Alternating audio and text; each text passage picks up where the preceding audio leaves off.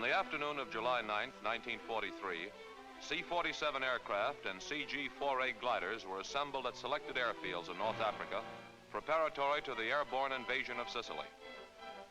The takeoff was made in the early evening. As the first planes gunned their motors, streamers of thick dust were raised on the airport, through which the gliders climbed into the clear air above and turned toward the island which was to receive the force of this attack. For the first time, Allied commanders had chosen gliders to spearhead an actual invasion. The glider-tug combinations arranged themselves in formation following takeoff and pointed out to sea.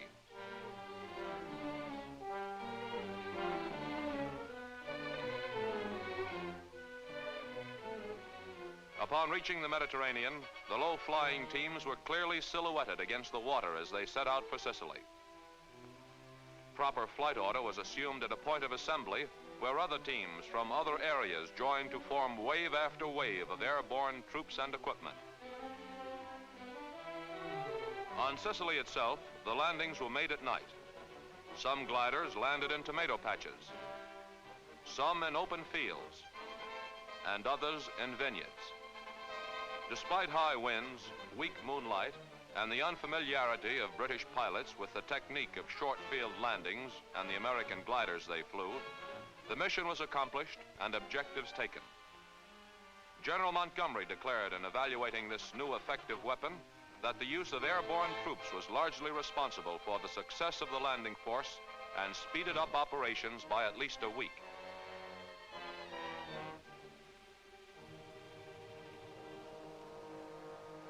Back in the United States, Troop Carrier Command and Airborne Command have been training for the Sicilian invasion and for future operations of this sort.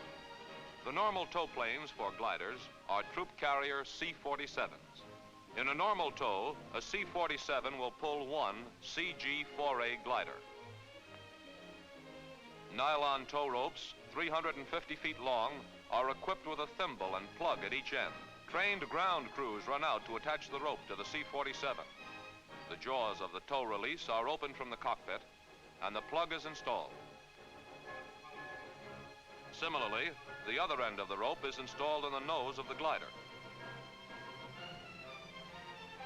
The tow plane pilot receives the signal that the glider's ready and guns his motors. And the team of C-47 and glider accelerates down the runway.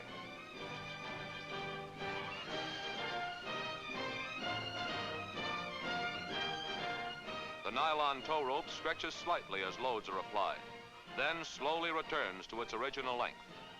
This absorbs surge loads on takeoff and in flight. The glider pilot holds his ship straight behind the C-47, then climbs to a position above the tow plane, which then also takes off. This is the normal tow position of the glider in relation to the tow plane. It's also feasible to tow in a position below the slipstream of the tug.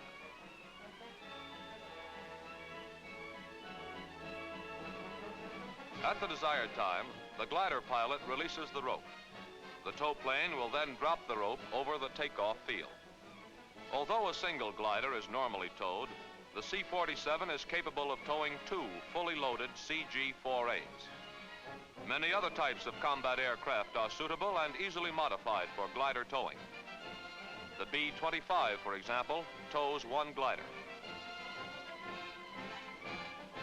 The Navy's PBY can make a single tow, but it's also capable of double towing.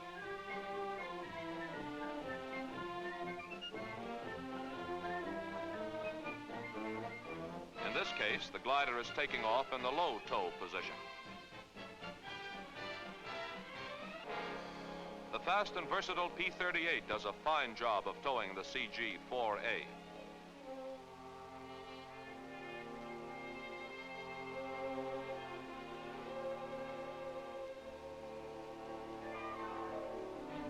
The B-17 can tow two gliders with ease.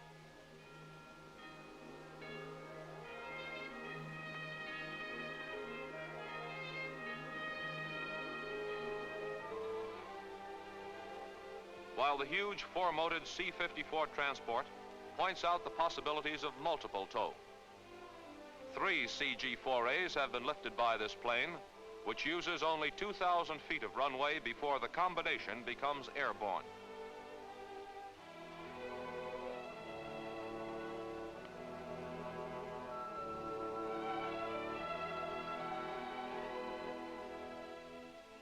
Two types of landing gear are used by CG-4A gliders. The jettisonable type landing gear may be dropped at any time by pulling a release in the glider.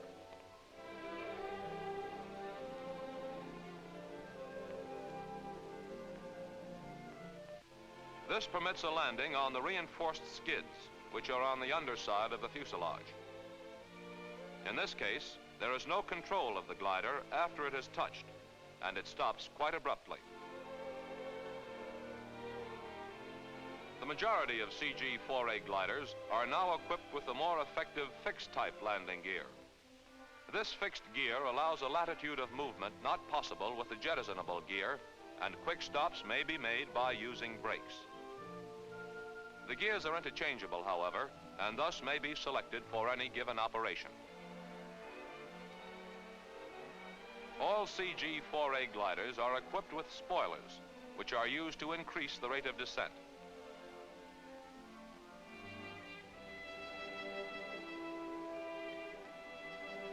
And the glider on the right is demonstrating their employment. Spoilers are metal strips 4 inches by 30 inches, flush with the top of the wing and aft of the leading edge. A lever operated by the pilot causes them to rise perpendicular to the wing, thus spoiling the flow of air over the wing and increasing the rate of sink of the glider. In landing, the glider must be able to get into a small area and stop quickly. Another device used for this purpose is the arresting parachute, which, when sprung from the tail, acts as an air brake and enables the pilot to point the glider down sharply without building up excess air speed.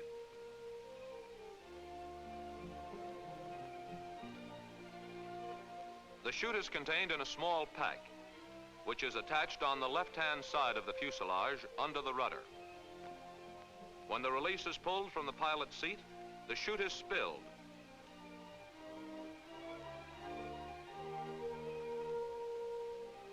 It then billows out behind, acting as a brake and reducing the airspeed of the glider. If desired, the chute may be dropped off at any point by pulling another release. For the quickest possible stop on the ground, it has been found that the fixed gear with brakes is the most efficient.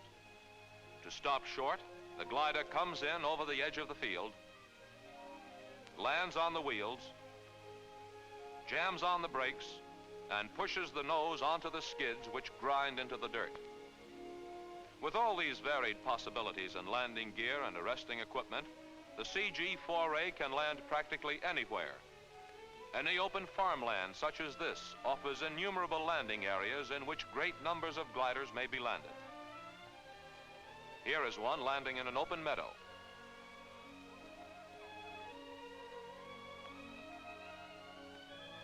A country road also provides a good surface for landing.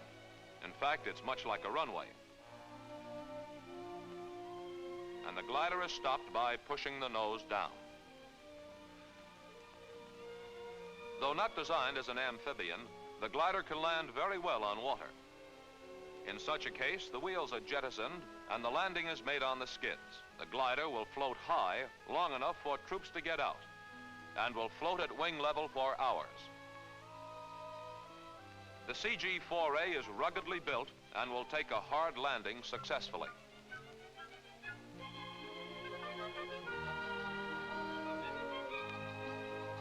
Even in landings such as these, where the wing accidentally strikes the ground, the glider pivots to a stop without serious damage.